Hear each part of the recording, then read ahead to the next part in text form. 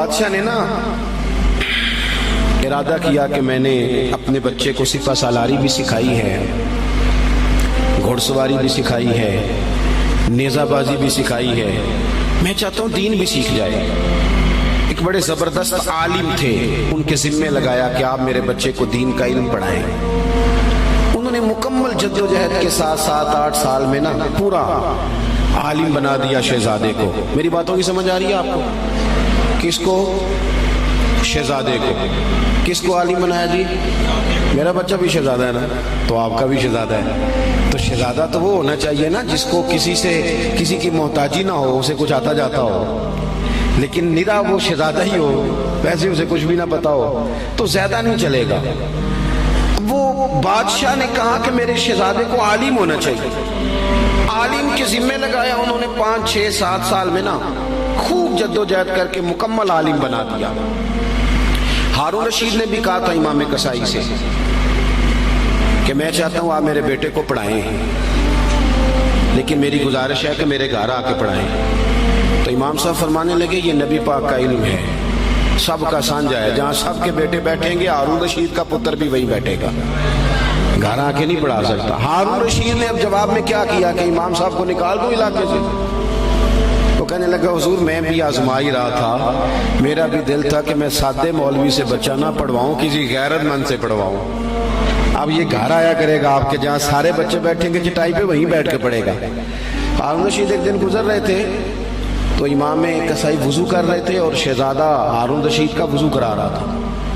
اس نے لوٹا پکڑا ہوا ہے، امام صاحب کے پیروں پہ پانی ڈال رہا ہے اور امام صاحب وضو کر رہے ہیں۔ ہارون رشید گھوڑے پہ گزر رہے تھے، دور سے دیکھا تو گھوڑا بھگا دیا۔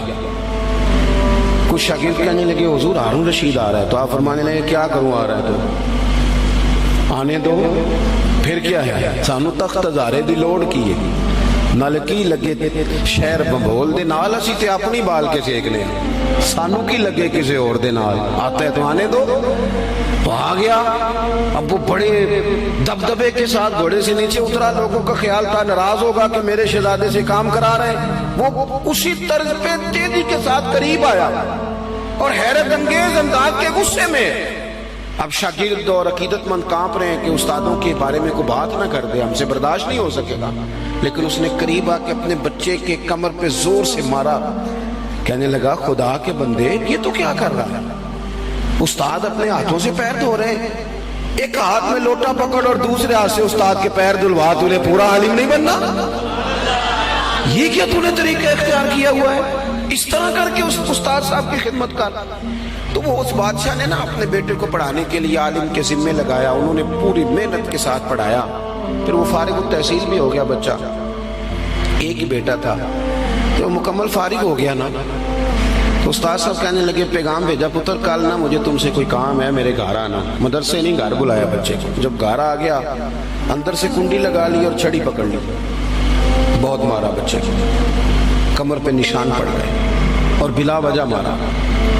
اس نے کہا استاد جی میری غلطی۔ چپ کر، نادان، غلطی پوچھتا ہے، چل دوڑ جا۔ اس نے جا کے اپنی اماں سے شکایت کری کہ استاد جی نے بلا وجہ مارا ہے، میں تو پڑھ چکا ہوں، آپ کو وجہ نہیں تھی مارنے کی، کیوں مارا؟ اماں کہنے لگی تیرے ابا سے بات کرتی ہوں۔ والد صاحب سے کہا تو اس نے کہا چپ کرو، اگر میں اس کا باپ ہوں تو استاد بھی تو باپ ہی ہوتا ہے نا، اور اس عالم کو میں جانتا ہوں وہ نیک آدمی ہے، کوئی حکمت ہوگی اس میں، ایسے تھوڑی مارا ہے۔ وقت گزر گیا، 20 سال 15 سال بیت گئے، بادشاہ کا انتقال ہوا، وہ شہزادہ تخت پہ بیٹھا۔ اس نے پہلا حکم یہ دیا کہ میرے استاد صاحب کو بلاؤ۔ اب وہ بیچارے بوڑھے ہو گئے، چھڑی ہاتھ میں پکڑی، جھکی ہوئی کمر، بڑی مشکل سے وہ آئے اور دربار میں آ کے کھڑے ہوئے۔ تو شہزادے نے پہلا سوال یہ پوچھا استاد جی پہلے تو میں بے اختیار تھا، آج اختیار میرے ہاتھ ہے، وہ بتاؤ نا مارا کیوں تھا؟ غلطی کوئی نہیں، زیادتی کری آپ نے اور اتنا مارا کہ میں ابھی تک اس کی درد محسوس کرتا ہوں۔ تو استاد صاحب نے یوں چہرہ اٹھایا، آنکھیں کھولی، کہنے لگے پتر شکر ہے اللہ کا میں ابھی تک زندہ ہوں، اسی دن کے لیے مارا تھا جو آج آیا ہے، یہ جو تو نے مجھے کٹہرے میں بلا لیا ہے نا، ٹھیک کیا، اسی دن کے لیے مارا تھا۔ کہا کیوں، کس وجہ سے؟ سنیں جی سنیں، اللہ آپ کو جزا دے، اسی دن کے لیے مارا تھا۔ کہا کیوں؟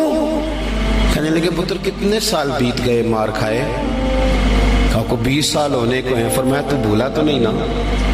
کہا استاد جی میں نے تو پہلے دن ہی آپ کو بلایا. کہنے لگے پتر بس مجھے پتا تھا ایک دن تو نے حکمران بننا ہے. تو بے اختیار تھا نا، میرا کچھ نہیں کر سکا. آج با اختیار ہوا تو بلا لیا نا.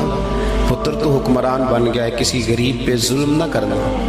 اگر تجھے 20 سال نہیں بھولا تو اسے بھی قیامت تک نہیں بھولے گا.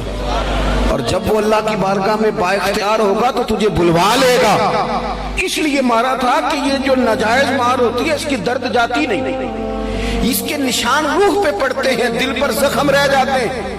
پتر تجھے آج تک نہیں نہ بھولا، اسی دن کے لیے مارا تھا کہ تیری تربیت ہو جائے. اٹھ کے اس نے استاد کے ہاتھ چومے، بٹھایا. کہنے لگا آج سمجھ آئی ہے، آپ نے صرف علم نہیں پڑھایا، آپ نے تو مجھے ہدایت بھی دی ہے. آپ نے تو اللہ کی بارگاہ سے مجھے ہدایت لے کے دی ہے، آپ نے تو میری ہدایت کی جانب رہنمائی کی. اتنا بڑا کام کر دیا. اپنے بچوں پر تھوڑا سا بوجھ ڈالے. اور میرے بھائی اگر ایک چھوٹی سی کھجور،